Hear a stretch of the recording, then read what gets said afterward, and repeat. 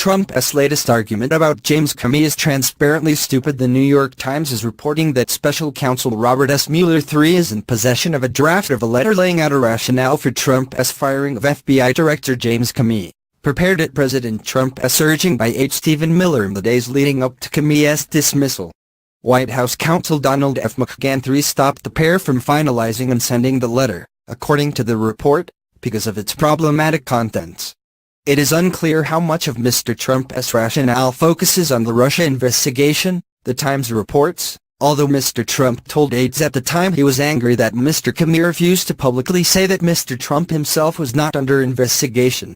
Trump's tweet shows that he is working hard to deflect attention from the special counsel's investigation by reviving his claims that it is Hillary Clinton, not he, who broke the law, and that a system that would absolve her and investigate him is rigged. But the Times piece reminds us that Mueller's probe is proceeding in a very serious manner, regardless of Trump's efforts to deflect from it. And indeed, his efforts to resuscitate attacks on Comey and Clinton look more desperate, and transparently stupid, than ever. Let us try to unpack what Trump was trying to say here. In his tweet, Trump was apparently referring to a letter, written 2 days ago by Senate Judiciary Committee Chairman Charles Grassley and committee member Lindsey Graham, to current FBI Director Christopher Wray. The 6-page letter demands further information about whether former FBI Director James Comey acted inappropriately when, in 2016, he began drafting a statement concluding that Hillary Clinton should not be criminally charged for using a private email server as Secretary of State, 2 months before the FBI closed the investigation. The letter, dated August 30th, was posted on the Judiciary Committee's website, and it was quickly picked up by the media yesterday. Grassley and Graham said in the letter that they suspected that Comey did this, based on information that emerged from an internal Justice Department look at the FBI's handling of Clinton's emails.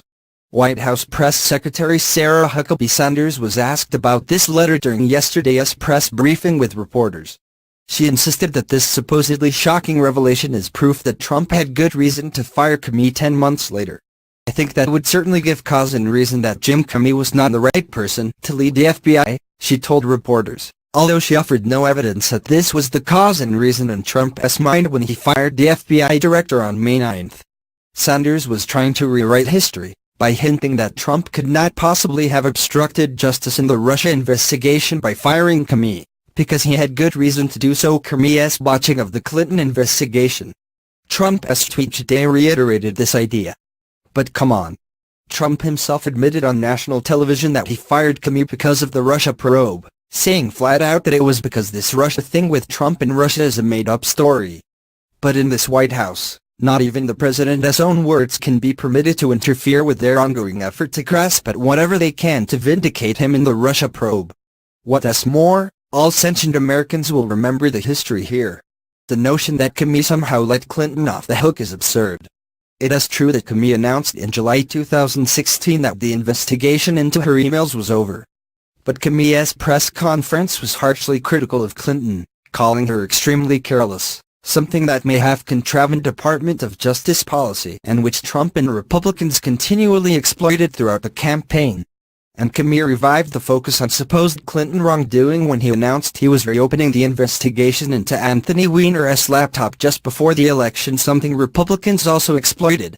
In Trump's telling, though, Clinton was given some special kid glove treatment, and he is a victim of the deep state. The White House must believe the public to be dim-witted, because Sanders' effort to prop up her boss falls to pieces under the most basic scrutiny. It is obvious that Trump is trying to litigate, in the court of public opinion at least, a claim that he did not obstruct justice in firing Comey, a sure sign that Mueller's investigation into his possible obstruction of justice has him very worried. But this is also destructive in another way. Like Trump's previous accusations that the Russia investigation is a witch hunt and a hoax, he is again trying to undermine public confidence in an investigation which, after all, is supposed to establish what Russia did to sabotage our democracy. This afternoon's Times scoop strongly suggests Trump has good reason to worry about the focus on his possible obstruction of justice. The Wall Street Journal reported last night that Trump's legal team has been trying, in meetings and memos, to convince Mueller that Trump committed no wrongdoing in firing Comey.